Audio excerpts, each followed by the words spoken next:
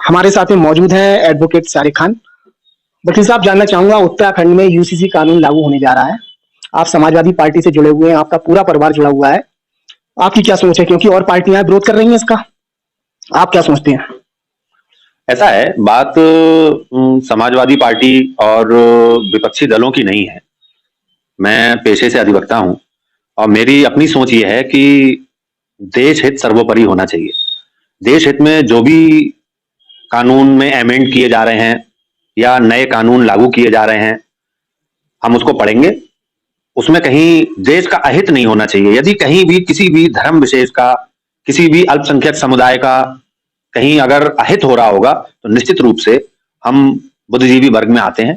कि शरीयत के हिसाब से मौखिक रूप से तलाक दे सकते हैं, और उसमें जो है यूसीसी में वो समान सभी लोगों के लिए एक कानून बनेगा। तो आप शरीयत के साथ में हैं, आप क्या चाहते हैं, आप मुस्लिम होने के नाते, कि शरीयत के हिसाब से जो कुछ भी अभी तक चलता आ रहा था उसी तरीका से होना चाहिए, या यूसीसी जो कानून आ रहा है उसके हिसाब से हो? मेरी जानकारी ये है कि ये जो यूसीसी है, जो समान नागरिक संहिता है, ये पूरे भारतवर्ष में एक शहर में, गोवा में अब तक लागू है। इसका जो समान नागरिक संहिता है, इसका जो मतलब है वो लोग समझ नहीं पा रहे हैं। समान नागरिक संहिता का मतलब ये है कि एक देश में एक कानून होना चाहिए सभी नागरिकों के लिए, तो समान नागरिक संहिता है ये।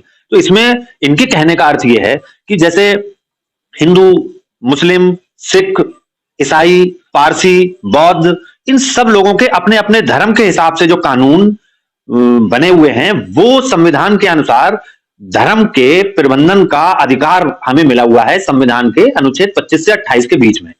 तो उसके आधार पे हम लोगों में तलाक का अधिकार, हम लोगों में बच्चा गोद लेने का अधिकार, हम लोगों में पिता की मृत्यु के बाद बच्चों में, पत्नी में, बेटी को जमीन जायदाद बंटवारे का अधिकार, ये हिंदू धर्म के अधिकारों से मुस्लिम धर्म के अधिकारों में हमारे यहाँ शरीयत का कानून भी चलता है। तो कहने का मतलब यह है कि समान नागरिक संहिता से, कि चाहे आप हिंदू हो, चाहे आप मुस्लिम हो, चाहे आप सिख हो, चाहे आप ईसाई हो, चाहे आप बौद्धिज्म मानते हो, चाहे आप पारसी हो, आप जब भारतवर्ष में हैं तो समान नागरिक का जब आप अधिकार सब जगह ले रहे हैं तो वो ही कानून में भी होना चाहिए। ये समान नागरिक संहिता है। आपके हिसाब से ठीक है ये? क्योंकि काफी जो मुस्लिम समाज से जो बड़े नेता हैं वो इस चीज का विरोध कर रहे हैं, कह रहे हैं जो मुस्लिमों के जो शरीयत के हिसाब से जो कानून थे उनका हनन हो रहा है।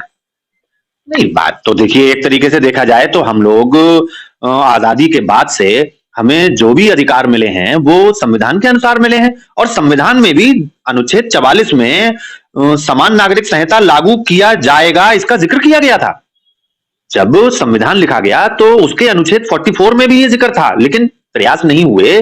और बाद में, क्योंकि अब आके अगर जैसे उत्तराखंड में लागू हो रहा है तो उसका इफेक्ट देखा जाएगा। वहां क्या आया भाई, तलाक का अधिकार हिंदुओं में, हिंदू मैरिज एक्ट के अनुसार अगर दोनों लोग एक साथ एक अपने मर्जी से तलाक लेते हैं तो धारा 13B में फैमिली कोर्ट में जाएंगे, तलाक का मुकदमा डालेंगे, उनमें सुलह समझौते का प्रयास होगा। मुस्लिम में हम लोगों में जबानी तलाक होता है, हम लोगों में लिखित तलाक होता है, हम लोगों में शरीयत का तलाक होता है। तो जब समान नागरिक संहिता लागू होगी तो ये तलाक ऑन पेपर तब माना जाएगा जब हम उसे न्यायालय के द्वारा कराएंगे। तो बहुत बड़ा विरोध का विषय नहीं है। हमें देश हित देखना है। हमारा कहना यह है कि बिल्कुल अमेंड किए जाएं, कानून भी अमेंड किए जाएं वक्त जरूरत के साथ में। देश की स्थिति जब बदलती है तो कानूनों में बदलाव करने की आवश्यकता पड़ती है, हमें कोई विरोध नहीं है। लेकिन अगर कहीं किसी भी धर्म विशेष का, अल्पसंख्यक समुदाय का, मुस्लिम वर्ग का कहीं भी कोई उत्पीड़न हो इसके लिए, या कहीं अहित हो, तो निश्चित रूप से बुद्धिजीवी वर्ग के होने के नाते हमें उसमें लोकतांत्रिक तरीके से विरोध प्रदर्शन करने का हमें संविधान ने राइट दिया, वो किया जाए। तो आप तो दोनों बातें कह रहे हैं ना, एक तरफ आप तारीफी भी कर रहे हैं और एक तरफ ये कह रहे हैं शरीयत वाली बात कर रहे हैं आप। नहीं, मैंने नहीं तो कौन, आपकी निगाह में दोनों चीजें आप चलाना चाह रहे हैं? जो शरीयत के हिसाब से जो भी आपके मुस्लिम समाज में जो भी कानून थे वो चलाना चाह रहे हैं, या फिर जो गवर्नमेंट जो यूसीसी कानून ला रहा है उसको? आप किसके समर्थन में? पहली बात तो अभी उत्तर प्रदेश में लागू नहीं हो रहा है, समस्त भारतवर्ष में भी लागू नहीं हो रहा है, अभी उत्तराखंड में लागू होने जा रहा है। लोकसभा चुनाव को लेकर क्या कहेंगे? आपकी पार्टी समाजवादी पार्टी से आप जुड़े हुए हैं, कौन कौन लोग हैं इस समय जो दावेदारी कर रहे हैं लोकसभा चुनाव को? देखिए, दावेदारी की अभी कोई एप्लीकेशन तो गई नहीं है, लेकिन मेरा मानना यह है, पिछली बार समाजवादी पार्टी गठबंधन से चुनाव लड़ी थी और एक मजबूती के साथ आदरणीय भगवत शरण गंगवार जी चुनाव लड़े थे और उन्हें 4 लाख वोट मिला था। जनता ने पसंद किया था तो समाजवादी और बासपा के गठबंधन के प्रत्याशी को। अब मुझे लगता है, देखिए, गठबंधन अगर होगा तो प्रत्याशी कौन रहेगा, सीट किसके पाले में जाएगी, अभी क्योंकि साफ नहीं है स्थिति। गठबंधन की उम्मीद है आपको? गठबंधन हो सकता है इस बार? देखिए, ये सब बड़े नेताओं के अपने बैठने की और उनके सीटों के बंटवारे को लेके बनाने की स्थितियां हैं। मैं बहुत छोटा-सा कार्यकर्ता हूँ और मैं इसमें कोई अपनी टिप्पणी नहीं कर नवाबगंज के आप भी बड़े नेता हैं, तो मैं ये जानना चाह रहा हूँ समाजवादी पार्टी का कार्यालय आपकी जिस पार्टी में आप जुड़े हुए हैं, उसका कार्यालय कहाँ पे है? ये तो देखिए ये भी जवाब मैं नहीं दे सकता।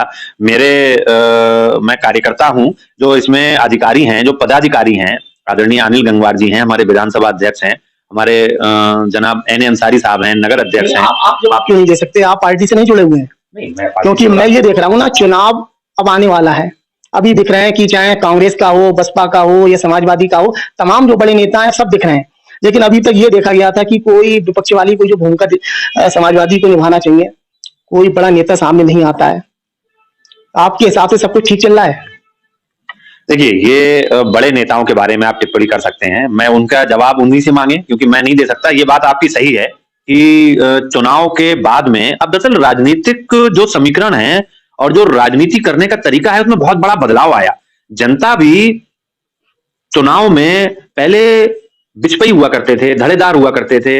वो लोगों से अपने कांटेक्ट, अपने काम कराने के लिए उन बीच के लोगों के पास, एक मुठ धड़ेदार लोगों के पास में जाया करते थे। अब जनता का एकदम से रुझान बनता है। उन्होंने कहा हमें बीजेपी को वोट देना है। वो क्या कर रहे हैं, अच्छा कर रहे हैं, बुरा कर रहे हैं, विकास कर रहे हैं, नहीं करेंगे, इससे कोई मतलब नहीं है ना। वो बीच के आदमी को पसंद कर रहे हैं, वो सिर्फ कमल का फूल देख रहे हैं। ऐसे ही समाजवादी का वो वोटर है, वो भी सिर्फ साइकिल निशान देख रहा है, वो अखिलेश जी को देख रहा है। तो जो बीच के लोग थे, उनकी और उन लोगों के बीच में जो संबंध थे, वो ना के बराबर रह चुके हैं। इसीलिए वो नजर नहीं आते हैं, जो आप कह रहे हो।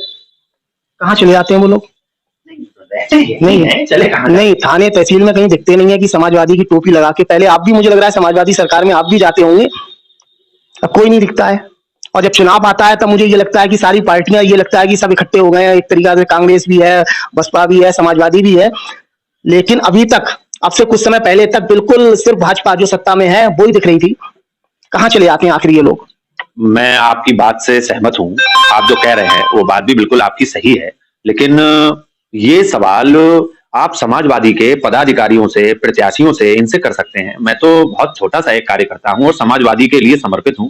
उनके पार्टी को, विचारों को पसंद करता हूं। स्वर्गीय मुलायम सिंह यादव जी के जमाने से ही हमारा परिवार समाजवादी परिवार रहा है।